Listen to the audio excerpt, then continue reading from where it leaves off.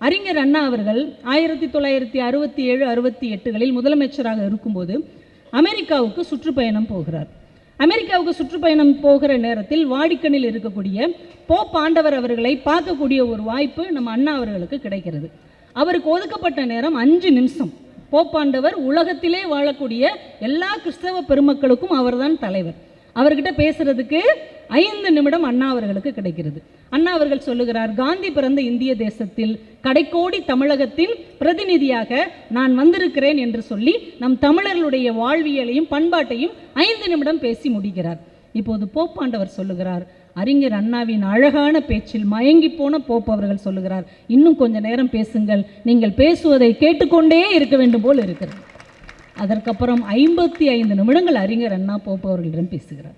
அந்த பேச்சை கேட்டு வியந்து போன போப்பாண்டவர் அவர்கள் அண்ணாவின் கையை பிடித்து கொண்டு கேட்கிறார், ரொம்ப சிறப்பாக பேசுகிறீர்கள், மிகச்சிறந்த அறிஞராக இருக்கிறீர்கள், உங்களுக்கு என்ன தேவை என்று சொல்லுங்கள் என்று. இப்போ அறிஞர் அண்ணா தனக்கு என்ன தேவை என்று சொல்லியிருக்கலாம், தமிழ்நாட்டுக்கு என்ன தேவை என்று கூட கேட்டிருக்கலாம். ஆனால் அவர் என்ன கேட்டார் தெரியுமா? இந்திய சுதந்திரத்துக்காக இந்தியாவும் கோவாவும் ஒரு காலத்தில் போராடிய போது இந்தியாவுக்கும் கோவாவுக்கும் சுதந்திரம் கிடைத்தது. கோவா இந்தியாவோடு இணைந்தும் விட்டது. ஆனால் அந்த கோவாவிலிருந்து போராடிய ரானடே என்கின்ற ஒரு புரட்சி வீரன் இன்றைக்கும் போர்ச்சுகல்லில் லிஸ்பன் சிறைச்சாலையில் அடிமையாக துன்புறுத்தப்பட்டு கிடக்கிறார். அந்த மனிதன் விடுதலை பெற வேண்டும், அது நீங்கள் நினைத்தால் முடியும் என்று அவரிடம் யாரோ ஒருவருக்காக கேட்கிறார். ஆச்சரியப்பட்ட போப்பாண்டவர் இது நிச்சயம் நடக்கும் என்று உறுதி கூறி அனுப்புகிறார். சில காலங்களில் அந்த ரானடே விடுதலை செய்யப்படுகிறார். இந்தியாவுக்கு டெல்லியில் வந்து இறங்கின உடனே வாருங்கள் உங்களை கோவாவுக்கு அழைத்து செல்கிறோம் என்று சொன்னபோது ரானடே சொன்னார், நான் எந்த மக்களுக்காக போராடினேனோ, யாருக்காக என் உயிரையே தத்தம் வைத்தேனோ அவர்கள் என்னை தேடவே இல்லை. எங்கோ ஒரு தமிழகத்தில் அறிஞர் அண்ணா என்கின்ற ஒரு மாமனிதர் நான் விடுதலை அடைய வேண்டும் என்று வேண்டினாரே, நான் அவரைத்தான் முதலில் பார்ப்பேன் என்று சொன்னார். ஒரு துயரமான பதில் கிடைத்தது. அந்த மாமனிதர் இறந்து போய்விட்டார். உடனே ரானடே சொன்னார், நான் இனி போக வேண்டியது கோவா அல்ல, அந்த மனிதர் இறந்த நினைவிடத்திற்காவது என்னை அழைத்து செல்லுங்கள் என்று தமிழ் மொழியே அறியாத ஒரு மனிதர் அறிஞர் அண்ணாவின் நினைவிடத்தில் கண் கலங்கி அழுத வரலாறு அண்ணாவை தவிர இந்த உலகத்தில் யாருக்குமே இல்லை. யாருமே கேட்காத ஒருவருக்கு, யாருமே கவலைப்படாத ஒரு மனிதருக்கு, தான் இப்படி அடைபட்டு கொண்டிருக்கிறோம் என்று சொல்லக்கூட வாய்ப்பே வழங்கப்படாத ஒரு மனிதரின் பக்கம் நிற்பதுதான் அறம் என்று இந்த தமிழ் மண்ணில் நிரூபித்தவர் நம்முடைய அறிஞர் அண்ணா அவர்கள். அறம் அப்படின்னா என்ன அப்படின்னா, உலகத்தின் மற்ற நாடுகள் நாகரீகம் என்கின்ற எல்லையை தொடுவதற்கு முன்பாகவே நாகரீகத்தை நட்டு வைத்த சமூகம், காவிரி கரையில் நடத்தி வைத்த சமூகம் நம்முடைய தமிழ் சமூகம். 2000 ஆண்டுகளுக்கு முன்னாலேயே அறத்துப்பாலை முன்னிறுத்தி எழுதப்பட்டது நம்முடைய தமிழர்களின் இலக்கியமாகிய வள்ளுவம். அறம் என்பது நம்முடைய அடிப்படை. அறம் என்பது தமிழர்களுடைய வாழ்வியல்.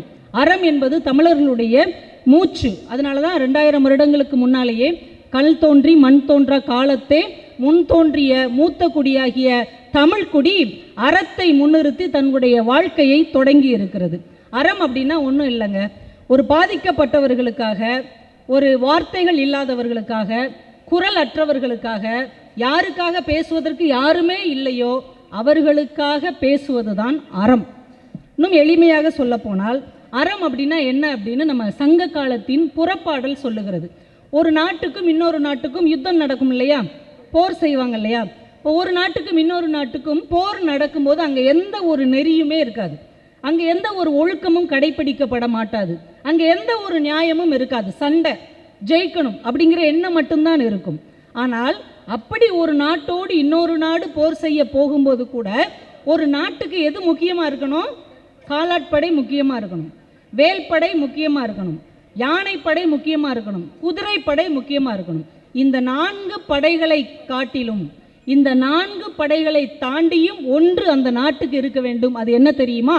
அறம் என்று நம்முடைய சங்க இலக்கியம் உலகத்திலேயே முதல்ல போருக்கு எது முதலில் தேவை என்று சொன்னது நம்முடைய தமிழர்கள். நீ ஒரு நாட்டோட சண்டைக்கு போறனா உன் பக்கம் அறம் இருக்க வேண்டும், உன் பக்கம் நியாயம் இருக்க வேண்டும், உன் பக்கம் உண்மை இருக்க வேண்டும் என்று முதலில் பதிவு செய்தது நம்முடைய தமிழர் இலக்கியம். இதையும் தாண்டி அறம் என்றால் என்ன என்று கேட்டால் மணிமேகலை சொல்லுகிறது, சாப்பாடு இல்லாத ஒருவனுக்கு சாப்பாடு கொடுப்பது, உடை கொடுப்பது, இருப்பதற்கு இருப்பிடம் கொடுப்பது, இந்த மூன்றும் யார் செய்கிறார்களோ அவர்கள்தான் அறத்தின் பக்கம் நிற்பவர்கள் என்று நம்முடைய மணிமேகலை பதிவு செய்திருக்கிறது. இதுதான் அறம் என்பது. இதை நீங்கள் தெரிஞ்சு வச்சுக்கோங்க. இப்போ கடையேழு வள்ளல்கள் அப்படின்னு நம்ம தமிழில் சொல்கிறோம் இல்லையா, கடையேழு வள்ளல்கள் அப்படின்னு நம்ம தமிழ் இலக்கியத்தில் இருக்கிறாங்க. வந்தவங்களுக்கெல்லாம் வாரி கொடுத்தவங்க எவ்வளவோ பேர் இருக்கிறாங்க. ஆனாலும் 7 பேரை கடையேழு வள்ளல்கள் அப்படின்னு குறித்து வச்சிருக்கிறாங்க. அவங்க பேரெல்லாம் உங்களுக்கு ஞாபகம் இருக்கும், பள்ளிக்கூடத்தில் தமிழ் புத்தகத்தில் படிச்சிருப்பீங்க, இப்போ அநேகமாக மறந்துருப்பீங்க. பாரி உங்களுக்கே தெரியும், ஒரு முல்லைக்காக என்ன பண்ணார், தன்னுடைய தேரையே கொடுத்துட்டு அந்த மன்னன் நடந்து வந்தார். ஓரி அப்படின்னு ஒரு மன்னன் என்ன பண்ணார்னா, அவரை தேடி புலவர்கள் பாட்டு பாடி வருவாங்க இல்லையா, ஏதாவது உதவி செய்ய மாட்டாரான்னு, அவங்களுக்கு என்ன பண்ணுவாரா, நாடுகளையே கொடுத்து வரான். இந்த உனக்கு இங்கிலாந்தை நீ வச்சுக்கோ, பிரான்ஸை நீ வச்சுக்கோ, அமெரிக்கா உனக்கு அப்படின்னு ஒவ்வொரு நாடுகளையும் அவர் தானமாக வழங்கி விடுவார். காரி அப்படிங்கிற மன்னன் என்ன பண்ணுவாராம், தன்னை தேடி கஷ்டப்பட்டு நடந்து வந்த புலவர்களுக்கு, தானம் கேட்டு வர்றவர்களுக்கு திரும்பி போகும்போது குதிரைகளை பரிசா அளிப்பாராம். அந்த குதிரையில் ஏறி கம்பீரமாக நீங்கள் உங்கள் நாட்டுக்கு போங்க பரிசு பொருட்களோட அப்படின்னு குதிரைகள் கொடுக்கிறவர் காரி. ஆய் அப்படிங்கிறவர் ஊர்கள் கொடுப்பாராம். தன்னை நாடி வந்த புலவர்களுக்கு இந்தாங்க ஆளுக்கு ஒரு ஊர், உனக்கு இந்த ஊர், உனக்கு இந்த ஊர் அப்படின்னு ஊர்களை வாரி வழங்குவார். அதியமான் உங்களுக்கே தெரியும், ஔவை என்கின்ற ஒரு தமிழ் புலவருக்கு நீண்ட காலம் வாழுகிற நெல்லிக்கனியை கொடுத்ததால் அவர் ஒரு வள்ளலாக அறியப்படுகிறார். நள்ளி அப்படின்னு ஒரு வள்ளல் இருந்தார். அவர் என்ன பண்ணுறாரு, தன்னை நாடி வருகிறவர்கள் இன்னொருத்தர்கிட்ட போய் கையேந்தி நிற்காத அளவுக்கு எவ்வளவு பொருள், அவர் ஆயுசுக்கும் லைஃப் டைம் செட்டில்மெண்ட் அப்படின்னு சொல்கிறாங்கல்ல சினிமாவில், அது மாதிரி அவர் ஆயுசுக்கும் இன்னொருத்தர் வாசலில் போய் நிற்க தேவையில்லாத அளவுக்கு பொருள் கொடுத்து அனுப்புவார். கடைசியாக இன்னொருத்தர் பேகன். இவர் என்ன பண்ணுவார் உங்களுக்கே தெரியும், மழையில் நடுங்கின குளிரில் நடுங்கின மயிலுக்கு போர்வை போர்த்தி விட்டார். இந்த 7 பேரும் வள்ளல்கள். இந்த 7 பேரில் 2 பேர் ரொம்ப சிறந்தவர்கள் அப்படின்னு நம்ம புறப்பாடல் சொல்லுது. 7 பேர் சிறந்தவர்களா? இந்த 7 பேர்லேயும் 2 பேர் மிக மிக சிறந்தவர்கள். அவங்க யாரு? பாரியும் பேகனும் மிக மிக சிறந்தவர்கள். எதுக்கு இவங்க 2 பேர் மட்டும் மிக மிக சிறந்தவர்கள்னு கேட்டால், மற்ற 5 பேரும் தன்னை தேடி நாடி தன் வாசலில் நின்று வாய்விட்டு கேட்ட மனிதர்களுக்கு உதவி செய்தார்கள். ஆனால் பாரியும் பேகனும் தான் வாய்விட்டு கேட்காத, தனக்கு இது தேவை என்று கூட தெரியாத வாயில்லாத ஜீவன்களுக்கு வாரி கொடுத்தவர்கள். அதனால வள்ளல்கள் 7 பேர் இருந்தாலும் கூட இந்த 2 பேர் குரலற்றவர்களுக்காக, தனக்கு என்ன தேவை என்று கூட தெரியாதவர்களுக்காக, தனக்கு இது கிடைத்தால் தான் நலமாக வாழ முடியும் என்று கூட அறியாதவர்களுக்காக செய்தார்கள் இல்லையா, இந்த 2 பேர் தான் சிறந்தவர்கள் என்று நம்முடைய தமிழ் சொல்லுகிறது. அந்த வகையில் குரலற்றவர்களின் குரலாக, பாதிக்கப்பட்டவர்களின் பக்கத்தில், அறம் என்றால் தனக்கு இது வேண்டும் என்று கூட தெரியாத மனிதர்களுக்காக உழைத்த ஒரு கட்சி இருக்கிறது என்றால் அதுதான் நம்முடைய திராவிட கட்சி. நீங்கள் சுதந்திரத்துக்கு முன்னால் தொடங்கப்பட்ட எந்த கட்சியை எடுத்துக்கொண்டாலும் அவர்களுடைய ஒரே நோக்கம், அவர்களுடைய ஒரே கொள்கை, அவர்களுடைய ஒரே இலக்கு என்னவாக இருந்தது? இந்திய நாடு சுதந்திரம் அடைய வேண்டும் என்பதுதான் எல்லா கட்சியினுடைய ஒற்றை நோக்கமாக இருந்தது. ஆனால் திராவிட கட்சிகள் மட்டும்தான் நாடு சுதந்திரம் அடைந்தால் போதாது, என் நாட்டில் வாழ்கிற மக்கள் உரிமை பெற வேண்டும், அவர்கள் சமநீதி பெற வேண்டும், எல்லோருக்கும் சமூக நீதி கிடைக்க வேண்டும் என்பதற்காக தன் இலக்கை நோக்கி நடை போற்றவை நம்முடைய திராவிட கட்சிகள். உலகத்தில் எத்தனையோ பெரிய தலைவர்கள் போராட்ட களத்திற்கு வந்திருக்கிறார்கள். நீங்கள் அவங்களுடைய வரலாற்றை கொஞ்சம் பின்னோக்கி திரும்பி பார்த்தீர்கள் என்றால் அவங்க எல்லாருமே அவங்க பாதிக்கப்பட்டிருப்பாங்க. யார் தான் பாதிக்கப்பட்டார்களோ, தனக்கு ஏற்பட்ட பாதிப்பு இன்னொருத்தருக்கு ஏற்படக்கூடாது அப்படிங்கிற நோக்கத்தோட இந்த சமூகத்திற்கு உழைப்பதற்காக வந்திருப்பார்கள். நீங்கள் காந்தி அவர்களை எடுத்துக்கிட்டீங்கனாலே, மகாத்மா காந்தி தென்னாப்பிரிக்காவில் வழக்கறிஞராக அவர் வாழ்க்கையை நடத்துகிறார். ஆனால் அப்படிப்பட்ட ஒரு மனிதரையே ஒரு ஆங்கிலேயன் என்ன செய்கிறான், நீ ஒரு கருப்பு இனத்தவன், முதல் வகுப்பு பெட்டியில் பயணம் செய்யக்கூடாதுன்னு தள்ளி விட்ட உடனே தான் யோசிக்கிறார். தனக்கு ஒரு பாதிப்பு ஏற்பட்ட உடனே நாம் ஒரு வழக்கறிஞருக்கு படித்த ஒரு மனிதனையே இந்த ஆங்கிலேயன் இவ்வளவு அவமானப்படுத்துகிறான் என்றால் என் இந்திய தேசத்தில் என் இந்திய மக்கள் எவ்வளவு சிரமப்படுவார்கள் என்று இந்த பொது வாழ்க்கைக்கு மகாத்மா காந்தி வந்தார். எல்லா தலைவர்களுடைய வாழ்க்கையும் நீங்கள் எடுத்துக்கிட்டிங்கன்னா தான் பாதிக்கப்பட்டதால் இந்த சமூக நீதி தேடி வந்திருப்பார்கள். ஆனால் ஈரோட்டில் ஈவே ராமசாமி என்கின்ற ஒரு மனிதர் தான் பாதிக்கப்படவில்லை. அவர் ஒரு உயர்ந்த ஜாதியில் தான் பிறந்தார். அவர் ஒரு பதவி இருக்கிற இடத்தில் தான் இருந்தார். அதிகாரம் அவர் கைக்கு எட்டுகிற தூரத்தில் தான் இருந்தது. அவர் மிகப்பெரிய பணக்கார குடும்பத்தில் தான் வாழ்ந்தார். அவர் தான் நினைத்திருந்தால் அவர் அந்த செல்வந்த வாழ்க்கையிலேயே வாழ்ந்து தன் வாழ்க்கையை நிறைவு செய்திருக்க முடியும். ஆனால் இந்த வாழ்க்கை, இந்த பதவி, இந்த அதிகாரம் உயர்ந்த ஜாதிக்கும் பணக்காரனுக்கும் மட்டும் கிடைக்கக்கூடாது. இங்கே வாழுகிற எல்லா உயிர்களுக்கும் இது கிடைக்க வேண்டும்.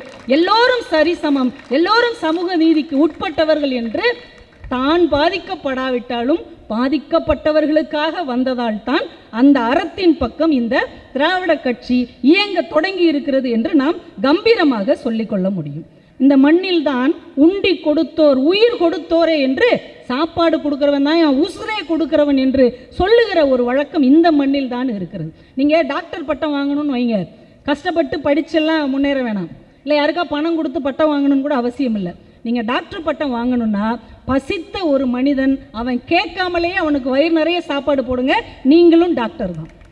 இந்த தமிழ் மண் தான் சொன்னது. பசியாற்றுகிற ஒருவருக்கு என்ன பெயர் தெரியுமா? பசிப்பிணி மருத்துவர் என்று பெயரிட்டது. அந்த வகையில் டாக்டர் நம்முடைய ஸ்டாலின் அவர்கள் எத்தனையோ டாக்டர் பட்டம் எத்தனையோ பல்கலைக்கழகங்களால் வழங்கப்பட்டாலும் கூட அந்த பசியோடு சாப்பிட வந்த குழந்தைகளால் பசிப்பிணி மருத்துவர் என்று சொல்லாமல் சொல்ல வைத்ததுதான் இந்த மண்ணின் முதல் அறம். அது எனக்கு ரொம்ப சந்தோஷமாக இருந்தது. எவ்வளோ பெரிய விஷயத்தை அவர் தொடங்கி வைத்திருக்கிறார் என்று. அடுத்த அறம் என்ன தெரியுமா? இல்லம் தேடி மருத்துவம். இது யார் யோசிச்சாங்கன்னே தெரியல. எவ்வளோ பெரிய சிந்தனை. நம்ம ஊரில் கோவில்கள்லாம் இருக்கும். அண்ணன் சேகர் பாபு அவர்கள் அறநிலைத்துறையில் இருக்கிறதுனால சொல்கிறேன். நம்ம ஊரில் கோவில் இருக்கும், பெரிய கோவில் இருக்கும். நம்ம எல்லோரும் போய் சாமி கும்பிட்டுட்டு வருவோம். சாமி கும்பிட முடியாமல் வீட்டிலே இருக்கிறவங்க, உடல்நலம் இல்லாதவங்க, வயதானவர்களும் சாமி கும்பிடணும் இல்லையா? அப்போ அதுக்கு நம்ம பெரியவங்க என்ன ஏற்பாடு பண்ணாங்க? ஒரு சப்பரம் வரும். சில குறிப்பிட்ட திருவிழா காலங்களில் சப்பரம் ஒவ்வொரு வீட்டுக்கு முன்னாடியும் வந்து நிற்கும். கோயிலுக்கு வர முடியாதவங்க, உடல் நலம் இல்லாதவங்க என்ன பண்ணுவாங்க? அங்கேயே இருந்து கடவுளை வழிபாடு செய்வார்கள். இறைவனை நேசிப்பவர்களுக்கு இறைவனே இல்லம் தேடி வர முடியும் என்றால் உடல் நோயுற்றவர்களுக்கு மருத்துவம் ஏன் இல்லம் தேடி வரக்கூடாது என்று யோசித்தவர் முதல்வர் ஸ்டாலின் அவர்கள். உடல் நலம் இல்லாதவர்கள், வீட்டை விட்டு வெளியே வர முடியாதவர்கள், ஆஸ்பத்திரிக்கு அழைத்து செல்லக்கூட ஆள் இல்லாத முதியவர்களுக்கு உங்களை தேடி நாங்கள் வருகிறோம் என்று 24 மணி நேரமும் அவர்களுக்கு மருத்துவ சேவை இன்று செய்யப்படுகிறது என்றால் இவங்கெல்லாம் நம்மளுக்கு ஓட்டு போடுவாங்களா? இல்லை ஏற்கனவே இவங்கெல்லாம் ஓட்டு போட்டிருக்காங்களா? இவங்க ஓட்டு போடுவதற்காகவாவது இவங்களால் வெளியில் வர முடியுமா என்று கூட யோசிக்காமல், எந்த எதிர்பார்ப்பும் இல்லாமல் அவர்கள் நலமாக வாழ வேண்டும் என்ற ஒற்றை குறிக்கோள் தான் இந்த மண்ணின் அறம் எனக்கு கற்றுக் கொடுத்தது என்று அதை செயல்படுத்தினாரே. அப்படிப்பட்ட ஒரு மாபெரும் நல்ல மனிதர் நமக்கு முதல்வராக இன்றைக்கு கிடைத்திருக்கிறார். டாக்டர் முத்தமிழறிஞர் கலைஞர் அவர்கள் பிறப்பொக்கும் எல்லா உயிருக்கும் என்கின்ற வார்த்தையாக மட்டும் எடுத்துக்கொள்ளவில்லை, வாழ்க்கையாக எடுத்துக்கொண்டார். அதனால்தான் இதுவரைக்கும் கலைஞர் அவர்கள் சொல்லுவதற்கு முன்னால் கண் பார்வை இல்லாதவர் எப்படி சொல்லிக்கிட்டு இருந்தோம்? அவன் ஒரு குருடு. வாய் பேச முடியாதவர்கள் எப்படி இந்த மனிதர்கள் கூப்பிட்டார்கள்? அவன் ஒரு ஊமை. ஏன்டா இப்படி சவுட்டு பயலாக இருக்கிற, ஏன்டா இப்படி நொண்டியெல்லாம் இங்கே வர்ற, இப்படி அவர்கள் உடல் ஊனமுற்றவர்களாக இருப்பவர்களை உள்ளமும் ஊனமுறச் செய்த ஒரு சமூகத்துக்கு மத்தியில் அவர்களை ஊனத்தை வைத்து தயவு செய்து எடை போடாதீர்கள். ஒவ்வொருவனுக்குள்ளும் ஒரு திறமை இருக்கும், ஒரு ஆற்றல் இருக்கும், ஒரு வல்லமை இருக்கும். இனி அவர்களை மாற்றுத்திறனாளிகள் என்று அழையுங்கள். ஒரு காலத்தில் அவர்கள் சமூகத்தையே மாற்றும் திறனாளிகளாகவும் மாறக்கூடும் என்று மாற்றுத்திறனாளிகள் என்று அவர்களை ஒருபடி உயர்த்தினார். திருநங்கைகளுக்கு திருநங்கைகள் என்கின்ற பெயரை சூட்டி இவர்கள் சந்தி பிழை அல்ல சந்ததி பிழை என்று நான் காமராஜன் பாடினாரே, அதை அழித்துவிட்டு இவர்களும் திருநங்கை திருநம்பி என்று 3ஆம் பாலினம் அல்ல மற்ற பாலினத்துக்கு சமமான இனம் என்று அவர்களை உயர்த்துவதுதான் தன் அறம் என்று டாக்டர் கலைஞர் இந்த மண்ணில் நிரூபித்தார் என்றால், அதே வரிசையில் வந்த நம்முடைய முதல்வர் திரு ஸ்டாலின் அவர்கள் தன்னுடைய முதலடியை எப்படி எடுத்து வைக்கிறார்? காலையில் அவசரமாக எழுந்து, சாதாரண குடும்பத்தில் பிறந்து அரசு பள்ளிக்கூடத்தில் படிக்கிற குழந்தைகள் சாப்பிட்டும் சாப்பிடாம கிளம்பி ஓடுகிற அவசரத்தில் பள்ளிக்கூடத்தில் போய் வரிசையில் நின்று அந்த பிரேயர் நேரத்திலேயே நிறைய பிள்ளைகள் மயங்கி விழுந்தார்கள். ஏன் மயங்கி விழுகிறார்கள்? அவங்க சாப்பிடாம வந்துட்டாங்க. அரையும் குறையுமா சாப்பிட்டு வர்றாங்க. சத்தில்லாத உணவை சாப்பிட்டு விட்டு வருகிறார்கள். வகுப்பறையில் ஆசிரியர் என்ன பாடம் நடத்துகிறார் என்பதை கூட காதில் வாங்க முடியாத அளவுக்கு இருந்த அந்த குழந்தைகளின் வயிற்று பசியை தீர்ப்பதுதான் முதல் அறம். கல்விக்கு முன்னால் பசிப்பினியை தீர்க்க வேண்டும் என்று ஸ்டாலின் அவர்கள் அவர்களுக்கு காலை சிற்றுண்டி கொடுத்தார். இல்லம் தேடி கல்வி என்று ஒரு சிறப்பான ஒரு திட்டம். இது எல்லாமே எளிய மக்களுக்கு ரொம்ப சாதாரணமாக கிடைத்தற்கரிய ஒரு வாய்ப்பாக கிடைத்திருக்கிறது. இன்றைக்கி எல்லா பிள்ளைங்களும் பாருங்கள் டியூஷன் போகிறாங்களா இல்லையா? இன்றைக்கி நிறைய பேர் வீட்டில் கூட பிள்ளைங்களை டியூஷன் விட்டுட்டு தான் இங்கே வந்து உட்காந்துருப்பீங்க. ஏன்னா ஒரு 2 மணி நேரம் 3 மணி நேரம் டியூஷனில் விட்டால் தான் பிள்ளைகள் படிக்கிறாங்க. இல்லைன்னா அவங்களும் நம்ம கூட உட்காந்து சீரியல் பார்த்துக்கிட்டே இருக்கிறாங்க. சீரியல் பார்க்காதன்னு சொன்னால் நம்ம மொபைலை வாங்கி அவங்க பார்த்துட்டு இருக்கிறாங்க. ஒரு காலத்தில் பிள்ளைகளை செல்லம் கொடுத்து வளர்த்தோம், இன்றைக்கு செல்லு கொடுத்து வளர்த்துக்கிட்டு இருக்கிறோம். அப்படி காலம் மாறிவிட்டது. அப்போ ஏழை எளிய மக்கள், அப்பாவும் அம்மாவும் வேலைக்கு போகிற மக்கள், டியூஷன் வைக்கிறதுக்கு பணம் இல்லாத மக்கள், அரசு பள்ளியில் பிள்ளைகளை சேர்த்தவர்கள் எங்கே டியூஷன் அனுப்புவாங்க? ஒரு 2 மணி நேரமாவது அந்த பிள்ளைகள் உட்கார்ந்து படிப்பதற்கு என்ன ஏற்பாடு இருக்கிறது என்று தந்தை உள்ளத்தோடு யோசித்த முதல்வர் அவர்கள் இல்லம் தேடி கல்வி என்று 20 மாணவ மாணவியருக்கு ஒரு ஆசிரியர் என்று மாலை 5 மணியிலிருந்து 7 மணி வரைக்கும் அவர்களுக்கு தனிப்பட்ட முறையில் கல்வி வழங்கப்படுகிறது என்றால், யாருமே உனக்கு ஒன்று தரவில்லை என்றாலும், நீ வாய்விட்டு அதை கேட்கவில்லை என்றாலும், நான் அதை உனக்கு செய்வேன் என்கின்ற ஒரு மாபெரும் சிந்தனையோடு தந்தார் இல்லையா? அது இந்த மண்ணின் அறம். அதை தன் வாழ்வியலாக நம்முடைய முதல்வர் அவர்கள் எடுத்திருக்கிறார்கள். நிறைவாக ஒன்று என்னை ரொம்ப கவர்ந்த ஒரு திட்டம். ஒரு மனுஷன், நம்ம தமிழ் இலக்கியம் சொல்லுது, நம்ம சங்கத்தமிழ் சொல்லுது, ஒருத்தங்களுக்கு குழந்தை பிறக்கும் போதே இறந்து பிறந்துருது, இல்லை அது குழந்தையாவே இல்லாமல் சதை பிண்டமாக பிறந்துருது. நம்ம முன்னோர்கள் என்ன பண்ணுவாங்களோ அதை அப்படியே புதைச்சிட மாட்டாங்க. இறந்து பிறந்துருச்சுல அப்படின்னு புதைச்சிட மாட்டாங்க. ஒரு வாளால் அது உடலை கீறி, இது போர்க்களத்தில் போராடி இறந்திருக்கிறது, இதுவும் வீரமரணம் அடைந்திருக்கிறது என்று அந்த குழந்தையை புதைப்பாங்களாம். இந்த மண்ணில் எல்லா உயிர்களும் வாழும்போது ஒரு வாய்ப்பு கிடைக்கவில்லை என்றாலும் கூட மரணத்தின் போதாவது கௌரவமாக மரணிக்க வேண்டும் என்று நினைத்தது நம் தமிழர்களின் அறம். அது அவர் எப்படி செஞ்சார் தெரியுமா? யாருக்கு அரசு மரியாதையோடு மரணம் கிடைக்கும்? ஒரு நாட்டுக்காக போராடிய இராணுவ வீரர்கள் இறந்து போனால் அரசு மரியாதையோடு அடக்கம் செய்யப்படுவார்கள். மிகப்பெரிய பதவிகளில் இருந்த அதிகாரிகள் இறந்து போனால் அரசு மரியாதையோடு அடக்கம் செய்வார்கள். மிகப்பெரிய தலைவர்கள் இறந்து போனால் அரசு மரியாதையோடு அடக்கம் செய்வார்கள்.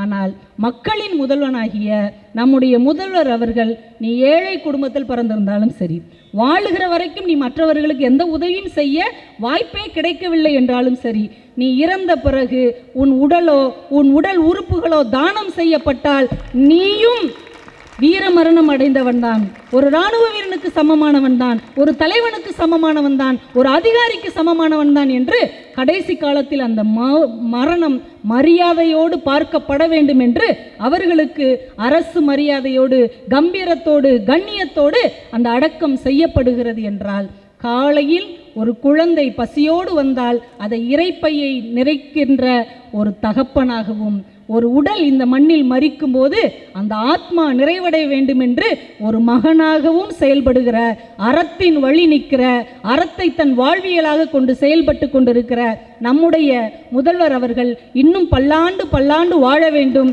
எளிய மக்களுக்கான பல நல்ல திட்டங்களை தர வேண்டும் என்று வாழ்த்தி வணங்கி விடைபெறுகிறேன். நன்றி, வணக்கம்.